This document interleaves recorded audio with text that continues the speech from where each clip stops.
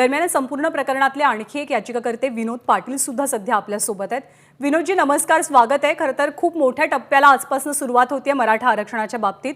तुमच्या काय अपेक्षा आहेत? सरकारची तयारी पूर्ण आहे का असं तुम्हाला वाटतं का? निश्चित माझ्या सोबत सगळ्या समाजाची देखील आज फार मोठ्या प्रमाणात अपेक्षा आहे की मराठा आरक्षणावर सुनावणी होईल आणि आरक्षणावर सुनावणी झाल्यावर निकाल आमच्या पदरात पडेल। परंतु आज सुनावणी दरम्यान एक नवीन मुद्दा माननीय राज्य सरकारने त्या ठिकाणी पुढे आणलेला आहे। राज्य सरकारने नेमका मुद्दा पुढे काय आणला की 11 न्यायमूर्तींच्या खंडपीठाकडे हे प्रकरण पाठवा।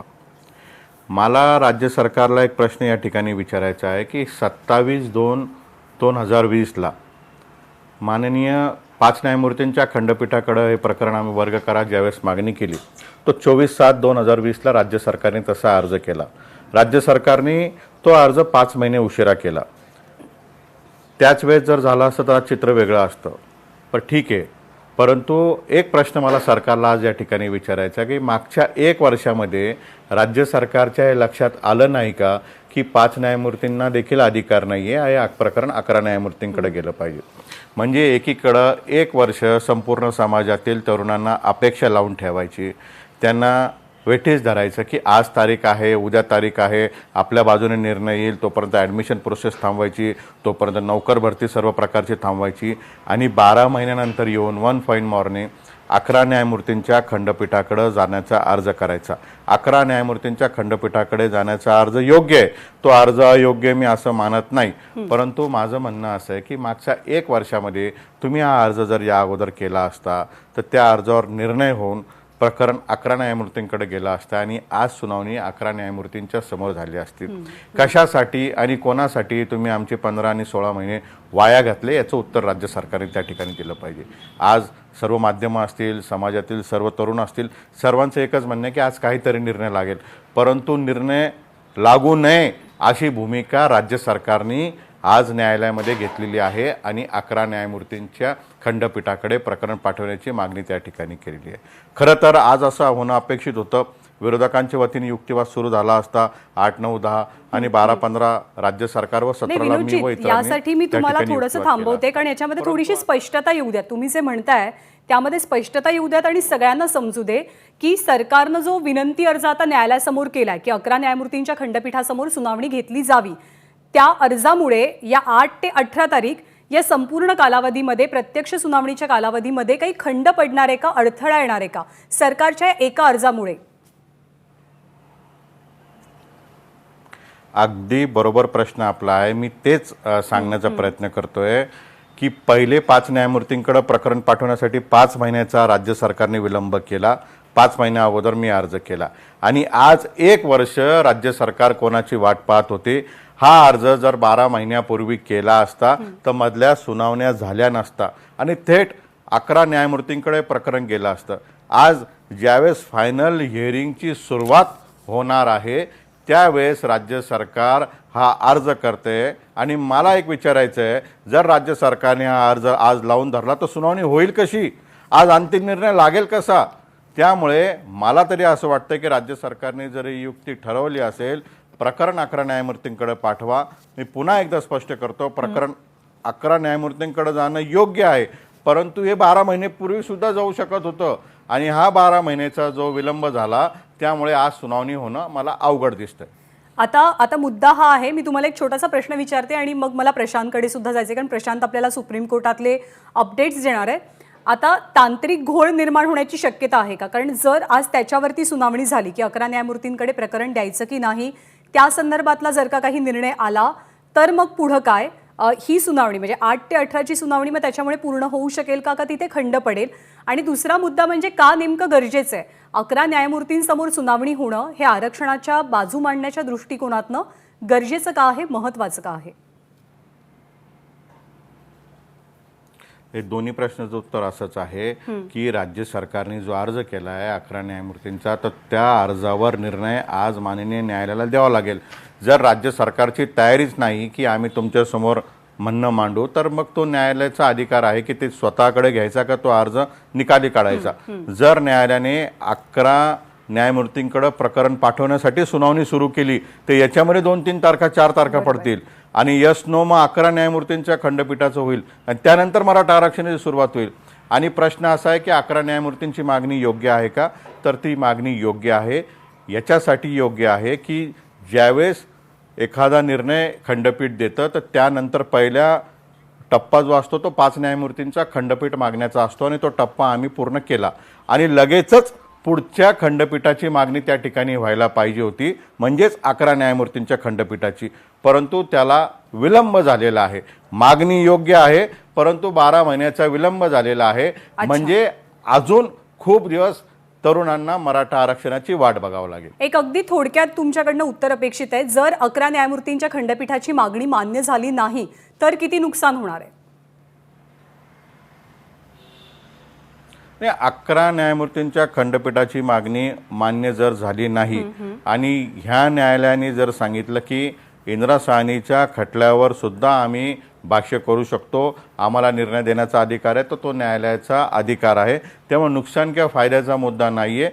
5 आणि 11 न्यायमूर्तींचा प्रश्न आला कुठून की ज्यावेळेस हा निर्णय होतो ईडब्ल्यूएसचं प्रकरण 5 न्यायमूर्तींकडे जातं तर त्याच वेळेस त्याच्यामध्ये 50% मर्यादा होती, मराठा आरक्षणामध्ये होतील. त्यामुळे आम्ही युक्ती लढवली, प्रकरण 5 न्यायमूर्तींकडे पाठवलं, सरकारने विलंब केला आणि आज इंदिरा साहनी खटला हा 8 न्यायमूर्तींनी दिलेला आहे. तर 8 किंवा 8पेक्षा अधिक म्हणजे 11 लोकांनी याच्यामध्ये निर्णय द्यावा ही याच्या मागची भावना आहे. परंतु ह्या जर न्यायालयाची तयारी असेल की नाही आम्ही त्यामध्ये भाष्य करून आम्ही त्याच्यावर निर्णय देतो, तो त्यांचा अधिकार आहे, त्यांना कोणी थांबवू शकत नाही.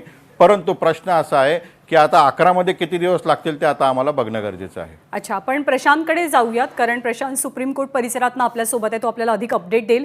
प्रशांत, जेमतेम 10-12 मिनिटं शिल्लक राहिलेली आहेत. पहिलंच प्रकरण आहे त्यामुळे अपेक्षा आहे की 10:30 वाजता सुनावणीला सुरुवात होईल.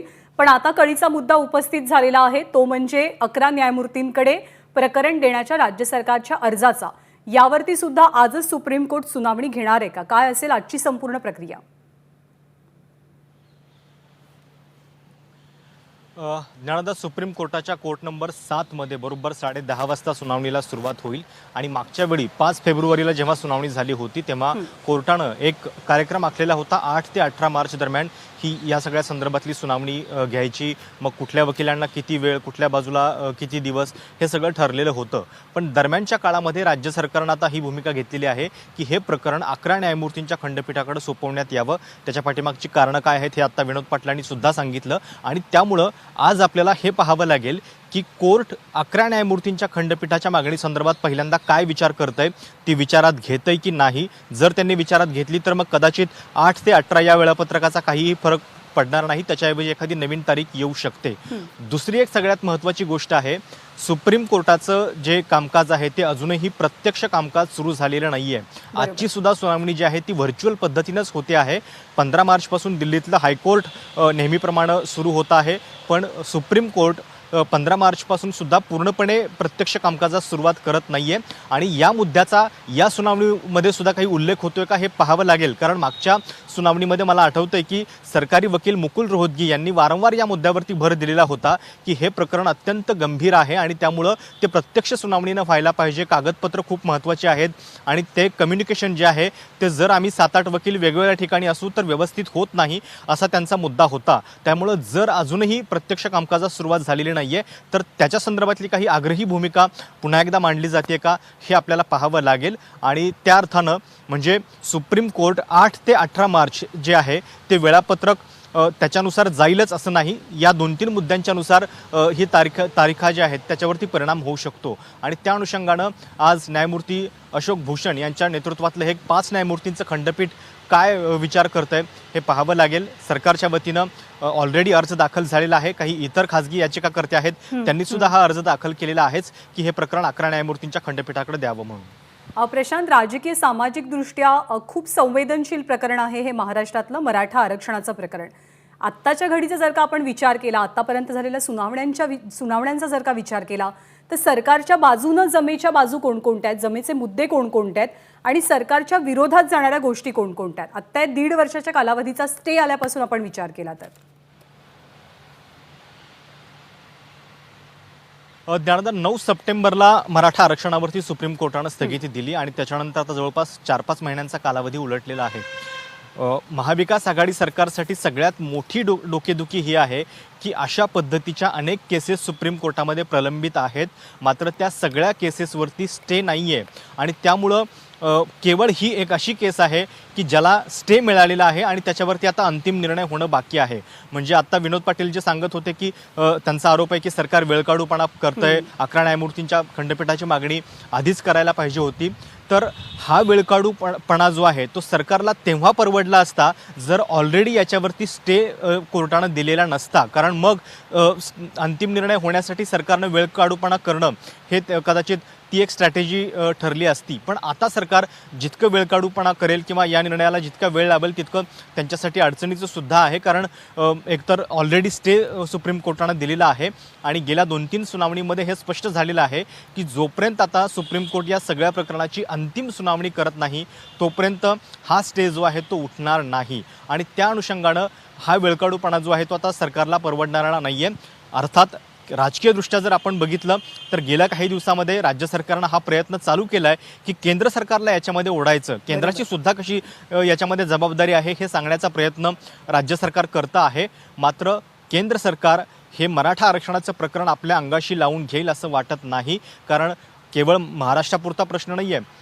गुजरात असेल, राजस्थानमध्ये गुर्जर आहेत, हरियाणामध्ये जाट आहेत, गुजरातमध्ये पटेल आहेत, या सगळ्यांच्या आरक्षणाबाबत मग केंद्राला उत्तरदायी व्हावं लागेल आणि त्यामुळं जरी केंद्र सरकारच्या 10% आर्थिक आरक्षणाचं प्रकरणसुद्धा अशाच पद्धतीनं 50% आरक्षणाचं उल्लंघन करणार असलं, ते सुप्रीम कोर्टामध्ये प्रलंबित असलं तरी त्याच्यावरती स्टे नाही आहे आणि त्यामुळं ते प्रलंबित राहणं दीर्घकाळ केंद्र सरकारला परवडू शकतं.